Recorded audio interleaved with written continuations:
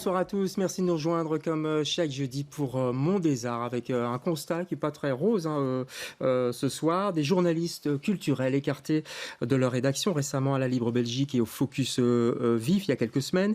Des pages culture réduites à peau de chagrin avec des articles écrits par des pigistes à la retraite. Une absence flagrante de ce type d'infos dans les journaux télévisés. Et enfin, des émissions de télé supprimées. On se souvient de l'émission 50 degrés Nord, par exemple, sur Arte Belgique, ou alors des émissions qui restent mais qui sont reléguées à des heures de faible écoute. L'information culturelle serait-elle délaissée, pour ne pas dire mal aimée, par les médias généralistes? Et puis plus largement aussi, la création culturelle doit-elle encore être couverte médiatiquement? Les chroniques et les critiques sont-elles encore lues et ont-elles vraiment une influence sur l'auditoire? Ça fait beaucoup de questions, on va essayer d'y répondre avec mes invités. Nicole Debar, tout d'abord. Bonsoir Nicole. Bonsoir. On connaît bien votre voix, les auditeurs de la RTB connaissent le timbre de votre voix qui est très particulier, je trouve. J'y suis pour rien. Non, c'est que vous êtes né avec. Oui, je suis né avec. Donc vous êtes ancienne journaliste radio à la RTB, c'est bien ça, culturel. Culturel, oui. Vous insistez sur culturel. Oui. J'insiste sur culturel parce qu'il y a les journalistes politiques, les journalistes qui s'occupent de toutes les autres matières. Moi, c'était uniquement la culture que j'ai pratiquée pendant 30 ou 40 ans. Presque 40 ans. Et vous êtes professeur maintenant? Je suis professeur à l'Université des aînés, l'UDA. Ouais. Et là, c'est un bonheur total parce qu'on découvre un autre public, bien sûr, celui qui est de ceux qui suivaient les émissions. Donc ici, ce sont des passionnés et d'opéra et de lecture. Peut-être qu'ils viennent pour votre voix aussi. Oh non, je ne pense pas. Enfin, il ne faut pas penser à ça. Allez, Sylvia Bottella est là avec nous aussi. Bonsoir Sylvia. Bonsoir David. Dramaturge attachée au Théâtre National Wallonie-Bruxelles. Entre autres, vous êtes professeur également d'ailleurs, vous Oui, l'Université libre de Bruxelles et l'IAD et prof également. Professeur où j'enseigne la dramaturgie et le genre, l'écriture scientifique et la production théâtrale. D'accord. Et vous êtes critique aussi? Oui, encore freelance, voilà. Freelance. Mais j'écris moins qu'avant. Tiens. On va parler des freelance d'ailleurs avec nos autres invités. Frédéric Dussen est avec nous. Bonsoir Frédéric. Bonsoir. Metteur en scène, professeur, plus d'art dramatique. Alors vous, c'est chez Art au Carré à Mons. Oui. Et puis directeur de compagnie. Oui. Depuis ça va bien. Maintenant presque 30 ans, oui. 30 ans, ouais. 40 ans de carrière, 30 ans de compagnie. Ouais. J'ai que des profs sur ce plateau. En fait, je m'en étais pas rendu compte en préparant cette émission. C'est pas sur l'enseignement du tout. Pourtant, c'est sur le journalisme culturel. Le dernier, c'est Olivier Standard. Bonsoir Olivier. Bonsoir. Professeur à l'UC Louvain. Et vous êtes invité aussi en tant que directeur de l'école de journalisme. C'est bien ça? Tout à fait. Ça se passe bien à Louvain? Les journalistes, il y en a beaucoup? Vous avez... Alors, c'est stable. On a chaque année une cinquantaine d'étudiants qu'on diplôme. Donc oui, c'est stable. C'est toujours une filière d'études qui attire, on va dire, plutôt par passion, par fibre. Ouais. Et voilà. Et on va voir si la branche culturelle attire aussi les étudiants ou pas, ou moins. C'est une des questions qu'on vous posera. J'ai posé, moi, une question, puis j'ai posté, parce qu'on doit dire poster maintenant sur les réseaux sociaux, vous savez, une question sous forme de message, c'était sur Facebook. Est-ce que les critiques, donc de films, de musique, de théâtre, de livres, influencent vos choix culturels? Et je n'ai eu quasi que des oui. Est-ce que ça vous étonne? Non, ça ne m'étonne pas du tout. Par exemple, et puis parfois, même si on connaît la personnalité du critique, on sait qu'on va aller voir un film s'il n'aime pas, par exemple. Ah oui, juste pour faire le contraire. Mais oui. Ça, il y a un nom qui revient, un ancien collègue d'ailleurs qui revient souvent. Oui. Non, mais c'est vrai, ça veut dire quelque chose. Et quand une critique est bien écrite, ça veut dire qu'elle va chercher, qu'elle va approfondir le sujet. Alors, elle donne encore plus envie de découvrir une œuvre. Ah, c'est exact, parce que vous avez répondu à ma question, Frédéric. Je regarde avec votre sourire. Et en plus, vous avez mis exactement ça. Oui, si elle prend le temps de l'analyse. Oui, c'est ça. Parce qu'en fait, l'intérêt de la critique, c'est d'avoir des informations sur le fond et sur la forme. Et donc là, c'est très éclairant. Ça attise le désir. Il faut donner à comprendre et donner à sentir. C'est pas facile comme métier, mais quand c'est bien fait, oui, c'est profondément enrichissant et ça ouvre le choix. Oui. Ouais. Vous êtes d'accord avec ça? Je vous vois acquiescer, Sylvia. Oui, tout à fait. Enfin, moi, je pense que les critiques sont des prescripteurs et des prescriptrices, alors, et auprès du public, mais aussi c'est des prescripteurs et des prescriptrices du point de vue économique. Il faut savoir qu'une compagnie des artistes qui ont une revue de presse, c'est un facteur qui permet de vendre un spectacle, de mieux rayonner à l'international. C'est aussi on oublie que la critique est aussi un outil de soft power, en fait. Complètement, d'exister même auprès du pouvoir public. On aura peut-être l'occasion d'en parler, parce que ça, c'est un autre sujet, mais il faut exister quand on est artiste auprès des pouvoirs publics, surtout en ce moment. Ça, c'est une suite. Ce n'est pas... ça, c'est la suite. La critique vient après. Il faut d'abord voir le spectacle, il faut d'abord voir l'œuvre. La critique, qu'elle soit positive ou négative, est une forme de reconnaissance. Ouais.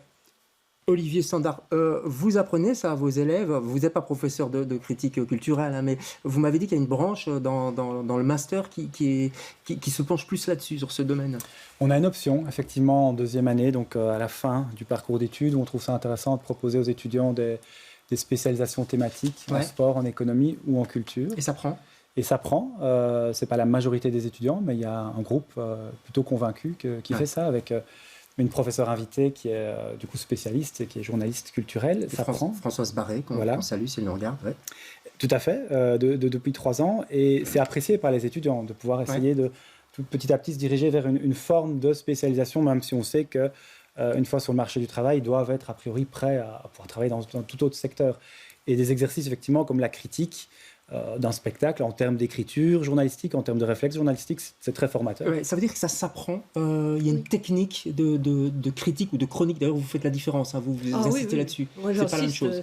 Il y a de plus en plus à la RTB. D'ailleurs, c'est vrai qu'en 30 ans, j'ai vu les émissions, les journaux avaient au départ beaucoup de culture, et puis de plus en plus maintenant on envoie la culture dans les émissions. Ouais. Et donc, elle est plus dans, vous voulez dire, avant il y avait le journal télévisé, la grand-messe, comme on dit. Oui, ou même radio, hein, parce que les radios aussi, les JP, et ça se terminait par de la culture. Et c'était pas forcément les sujets les plus pointus, c'était une découverte. C'était surtout ça. Et c'est ça qui me manque, moi, aujourd'hui. Je trouve qu'on ne prend pas le temps de découvrir même des jeunes formes, ou bien des spectacles qui parlent de notre actualité, mais autrement qu'en disant les mots qu'on attend partout et qu'on entend partout. D'accord, Sylvia, avec ça ? Oui, je suis tout à fait d'accord. C'est vrai que c'est... Alors, pour répondre à votre première question, en fait, concernant est-ce que ça s'apprend, la critique ? Je dirais que oui, en partie, c'est-à-dire qu'on apprend à regarder une œuvre, à tourner autour de l'œuvre et donc à l'analyser, à la faire connaître et du coup à faire trace aussi. Nous, c'est ce qu'on enseigne un peu à l'Université libre de Bruxelles dans le Master Art du spectacle, où de manière transversale, on apprend à développer, à ouvrir le regard et à analyser à partir de ce que l'on voit sur le plateau. Et la critique est un muscle. Plus on voit en fait d'œuvres, plus on devient critique. On sent que c'est très particulier quand vous entendez ça en tant que directeur de l'école de journalisme. Vous vous dites, on est vraiment dans quelque chose, pas de pointu, mais une niche quand même, non ? Oui, c'est quand même quelque chose de pointu, quelque chose d'assez exigeant. Les publics aussi, c'est intéressant d'apprendre aux étudiants le fait qu'ils auront affaire à des publics parfois très connaisseurs, avec des amateurs qui sont déjà des gens qui suivent ça très bien. Donc, ils doivent effectivement avoir un angle, un regard, avoir une rigueur, connaître l'œuvre, le contexte de production et essayer, in fine, de proposer quelque chose qui est une plus-value journalistique par rapport à un spectacle. Donc, c'est clair que ça, quand vous dites que c'est de la musculation, qu'il y a un côté musculaire, ça s'exerce petit à petit. Alors, une responsabilité très forte. Une bonne critique peut pousser et porter un spectacle. Une critique qui descend un spectacle, ça peut tuer la compagnie. Ça fait peur, ça. Vous qui êtes directeur de compagnie, vous les guettez, les critiques ? Oui, vous les chouchoutez quand ils arrivent ? Ça peut faire très mal. J'ai envie de dire, pour rejoindre le sujet du jour, que c'est surtout l'absence de critique qui fait du mal. C'est parce que je crois vraiment que l'intérêt de la critique, c'est justement la démultiplication du regard sur la chose. Et on est bien seul quand on doit rencontrer des publics avec une chose qu'on a soi-même produite, sans ce regard complémentaire. On a besoin de ce regard, même s'il est négatif. Il est tout à fait fondamental à tous les niveaux, en fait, et à toutes les étapes d'une carrière artistique. Je trouve que la critique a d'abord une fonction liée à l'émergence, c'est-à-dire à la découverte, ce que le public ne connaît pas.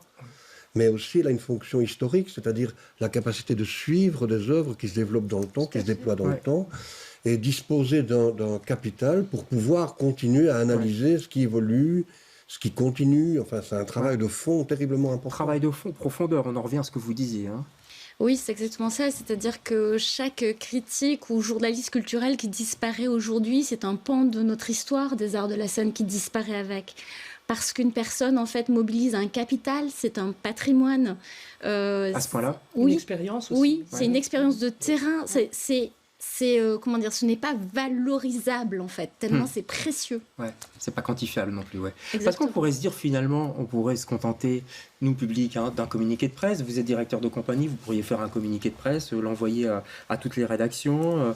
Les éditeurs font ça, certains éditeurs font ça. Les producteurs de films aussi pourraient le faire. Ça pourrait être suffisant. Je sais pas, je provoque un peu là. Mais par exemple, en cinéma, ils essayent en tout cas. Il y a une forme de tentation du marketing. Là, on est vraiment dans le commercial pur qui tend à supplier la critique. Je voudrais qu'on regarde une affiche, par exemple, de La Tresse. Je ne sais pas si vous vous souvenez de ce film où sur l'affiche il était marqué « Attention, préparez-vous, vous allez être ému aux larmes ». Donc là, on n'est pas vraiment dans une critique, mais on sent déjà on met déjà les gens dans un certain état d'esprit.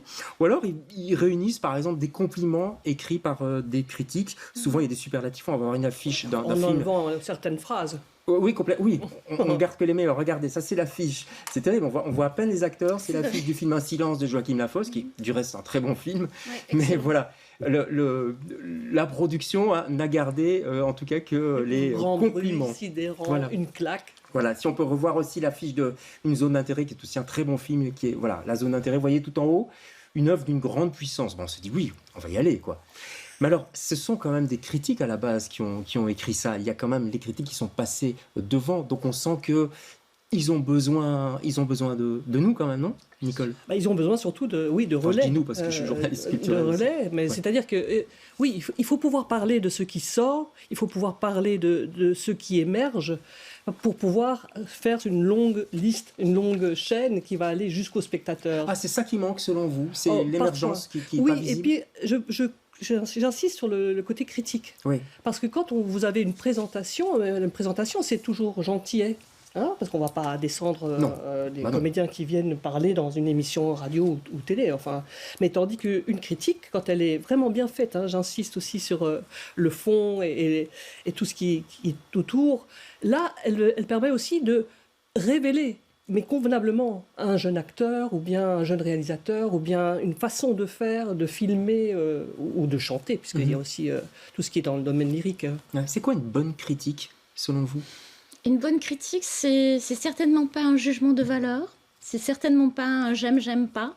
C'est comme disait Frédéric ou Nicole, dans le sens, c'est vraiment analyser une œuvre pour ce qu'elle est. De quoi est-elle porteuse? Moi, je pense toujours en fait qu'une œuvre en fait est une pensée du monde. C'est une pensée à la fois sociale, politique et poétique. Ouais, mais on est d'accord que c'est subjectif. Moi, j'ai fait la même école que vous à l'UC Louvain. On nous disait, le journalisme, c'est de l'objectivité d'abord. Enfin, en tout cas, se rapprocher le plus possible de l'objectivité. Là, on est dans de la subjectivité pure quand même. C'est un peu le contraire, non? Non. Olivier? Il y a des éléments qui restent des éléments factuels qu'on doit raconter sur la production artistique, littéraire, culturelle au sens large. Ça fait partie des attendus qu'un journaliste doit faire et il doit rendre ça de manière la plus lisible, la plus claire possible. Il y a quand même une base factuelle. Mais je pense effectivement dans certains domaines, à un moment, il faut aussi un regard et il faut savoir l'assumer. Un regard qui est lié à une ligne éditoriale, qui est lié au fait qu'on devient finalement, en tant que journaliste culturel, à un moment assez expert, assez fin dans le regard là-dessus. Le public l'attend aussi parce que ça renvoie au rôle de curateur. En fait, dans le monde culturel, on est quand même face à une profusion de choix. Moi, je pense rien qu'au secteur de l'édition. On peut se dire qu'il y a des trends, qu'on produit moins de livres qu'avant. Il y en a quand même beaucoup en librairie. Ouais. Ce que je pense, à un moment, on va attendre, c'est dites-moi ce que j'ai besoin d'offrir, ce qu'il faut lire, ce qu'il faut avoir vu. La fameuse prescription. C'est vraiment ce rôle comme si c'était comme pour les collectionneurs de musées. Ils sont curateurs de collection. Je pense qu'on attend aussi à un moment du journaliste ce regard. Évidemment, parfois, il est clivant, il est contesté, mais c'est normal. Oui, ça existe dans les autres branches de journalisme. Je sais pas, moi, en sport, ou on peut aussi un peu se lâcher comme ça. Il y a peut-être un accent plus prononcé dans le journalisme culturel, mais je dirais que dans d'autres formes de journalisme, ça peut s'exercer aussi, mais c'est évidemment toujours sous condition, enfin, un peu le regard ou comment on essaie de voir les choses, mais il y a d'abord une base qui est factuelle, rendre compte, expliquer, contextualiser. Peut-être que dans le journalisme culturel, il y a un attendu aussi du public qu'à un moment, ce soit un petit peu plus porté par une personne dont on sait qu'elle est une référence. Mais il y a l'occasion aussi, j'insiste très fort, l'occasion, la place. Quelle place laisse-t-on justement à cette critique? Est-ce qu'on peut développer un sujet Il y a de moins en moins de place dans la presse écrite, notamment. Et aussi dans la presse audiovisuelle. Hein, de moins en moins de place. Alors quoi, on renvoie aux émissions, mais où est cette découverte justement qu'on pourrait entendre à la fin d'un journal? Parce que c'est très important. Il y a des gens qui n'écoutent que les journaux. Et qui n'écoutent pas d'autres émissions. Donc, c'est là l'endroit où il faut justement faire découvrir, comme une information. En même temps, est-ce que les rédacteurs ne sont pas un peu coincés par leurs directeurs eux-mêmes, les rédactions en chef, bien sûr. Parce que c'est commercial, parce qu'on sait que le prix du papier augmente, ça coûte de plus en plus cher. Les piges, faut payer, tous ces journalistes, donc on prend plutôt des pigistes. Je sais que dans certains journaux, notamment en journalisme culturel, ce sont des personnes retraitées qui sont passionnées, qui continuent à écrire. Parce que de toute façon, on n'aurait pas remplacé les autres, il faut bien le dire. Ça, j'insiste. Et ça, c'est une situation grave, selon vous? C'est-à-dire, c'est terrible. Ça veut dire que les journalistes n'ont plus le droit d'avoir une expertise dans un domaine. De plus en plus, on perd l'expertise. Je vois bien, à la RTB, tout le monde doit faire un petit peu tout, quand même. Hein. Et donc, avant, on avait une possibilité d'être journaliste dans un domaine, et puis on allait jusqu'au bout de ce domaine. Non, maintenant, on fait beaucoup de choses, un peu dans tous les... dans le web... Puis il y a la question de génération aussi. C'est souvent des journalistes, je reste délicat, mais mais plus âgés qui s'occupent de ils ont un bagage. Ils ont un bagage, c'est vrai. Qu'est-ce qu'on fait de ce capital? C'est vrai que qu'est-ce qu'on fait de ce capital après... avec un journaliste, une journaliste ou un critique ou une critique lorsqu'il est pensionné ou lorsqu'elle est pensionnée, parce qu'il est vrai qu'elle est dépositaire d'une histoire et d'une expertise. Et je crois que c'est ça le cœur vraiment du métier de critique aujourd'hui, parce que c'est un métier...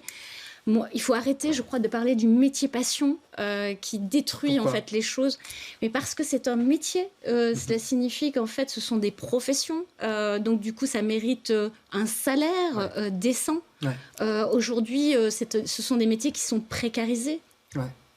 Vous confirmez ça, la précarisation des métiers? Il y a de plus en plus de pigistes, d'indépendants, de faux indépendants, parfois aussi ça arrive, mais voilà, qui sont presque payés au lance-pierre. Enfin, je caricature, mais... Il y a un contexte économique qu'il faut distinguer média par média, parce qu'ils n'ont pas tous les mêmes situations, mais il y a un contexte économique global qui est effectivement compliqué et qui a un impact à un moment, notamment sur les ressources humaines. La presse écrite, par exemple. Alors la presse écrite quotidienne, les médias généralistes, effectivement, c'est des médias qui doivent remplir un plus grand nombre de missions, de couverture qu'auparavant, quand ils n'avaient que le print.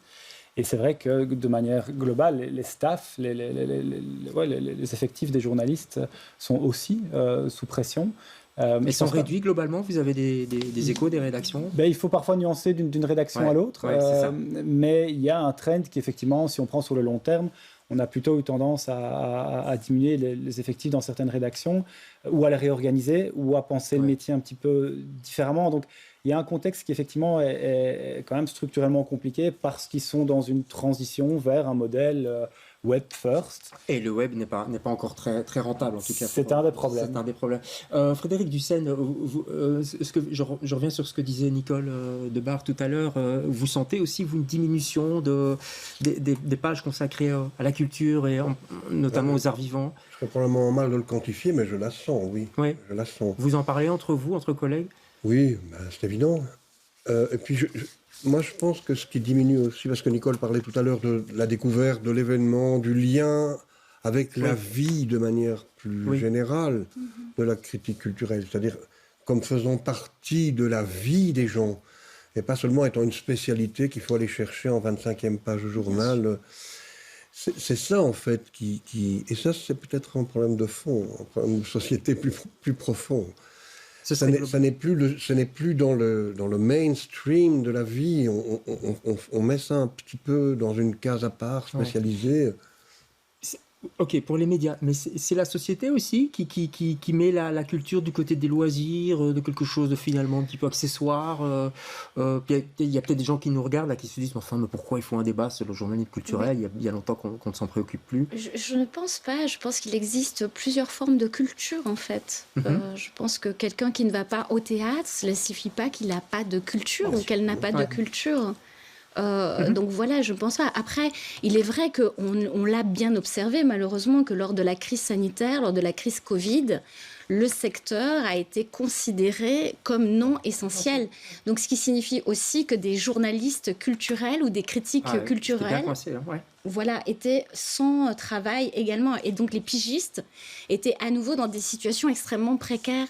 Moi, je m'interroge toujours, en fait, sur le fait que lorsqu'on accole à un mot le mot culture, il transparaît toujours le terme en fait de précarité, de disparité, d'inégalité. Ça revient souvent. Oui, et alors on se demande d'ailleurs comment autant de jeunes s'inscrivent dans des écoles de théâtre, parce qu'il y en a quand même 3 ou 4 importantes. Tout à fait. Il y en a quand même beaucoup sur le marché. Et comment il y a 50 journalistes qui sortent chaque année, alors que la presse écrite aussi est en train de se rétrécir. Ah bah la question pour les journalistes. On est là en train de se dire, est-ce que c'est une histoire de passion, de nécessité de vie ? Je pense qu'il y a de ça aussi. Ça reste une passion quand même, Olivier, le journalisme. Mais rassurez-nous. Ça a été évoqué. En général, il y a un rapport effectivement affinitaire, assez investi, assez passionné.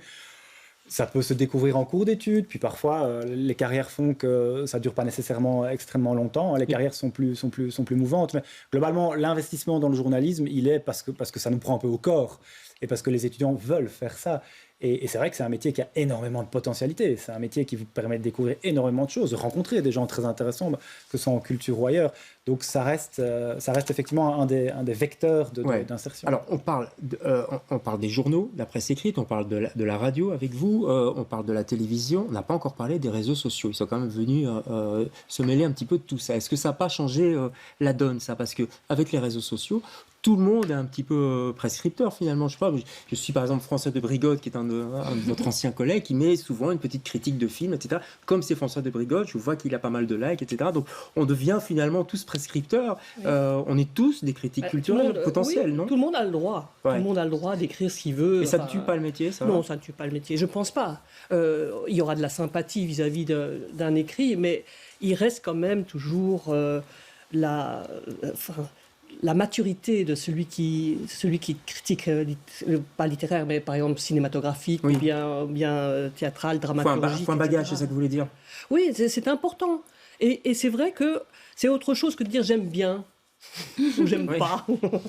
Ça, je vois que ça vous acquiescez. C'est vrai que souvent on voit ça. Hein. Super, oui, c'est autre chose que de dire j'aime bien.